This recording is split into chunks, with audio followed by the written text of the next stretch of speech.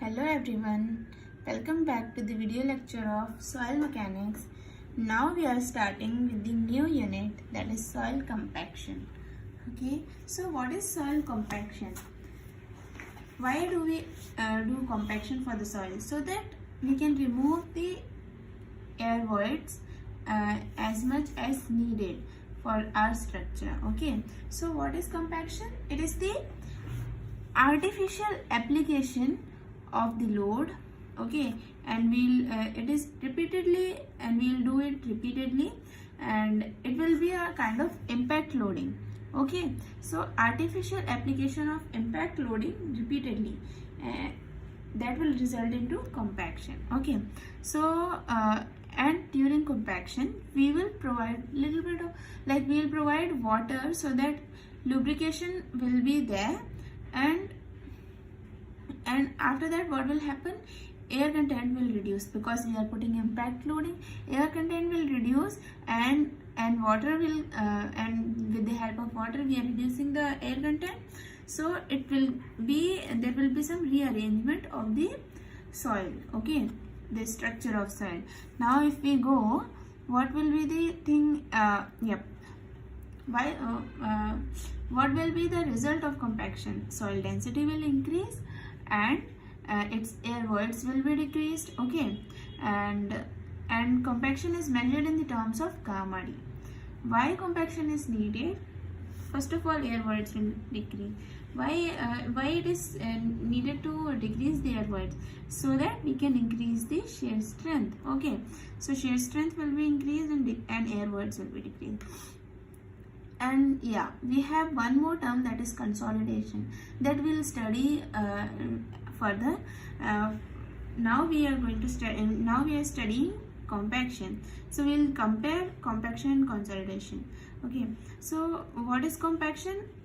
We'll just see differences between compaction and consolidation. What is compaction? Compaction is instantaneous phenomena. Like at the time only we'll provide load and we'll get the instant result. But consolidation is time taking.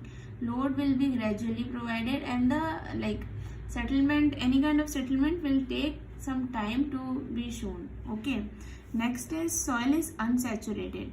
Here soil is not saturated, but in consolidated soil should be fully saturated, so only consolidation will take place.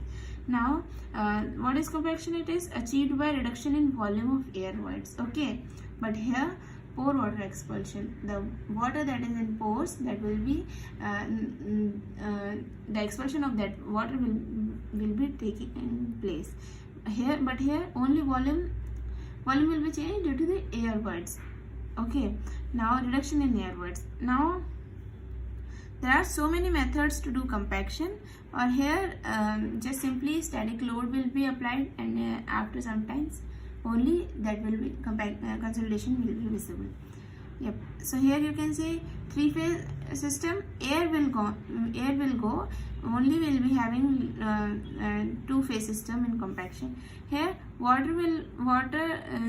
void is not there. Water is there. Water will go, and we will be getting only solids after solid state, after consolidation will get completed.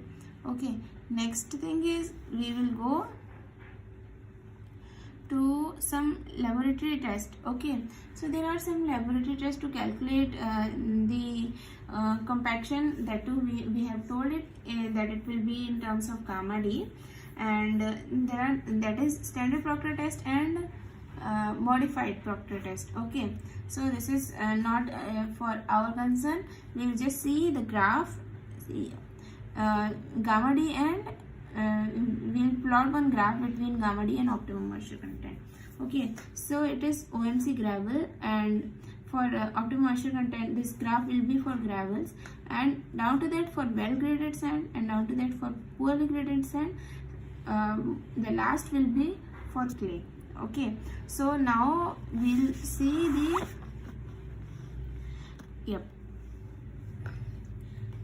in India, which test we will use? In India we use light compaction test and heavy compaction test. In light compaction test what is the difference? Compactive effort will increase, okay, in heavy compaction test.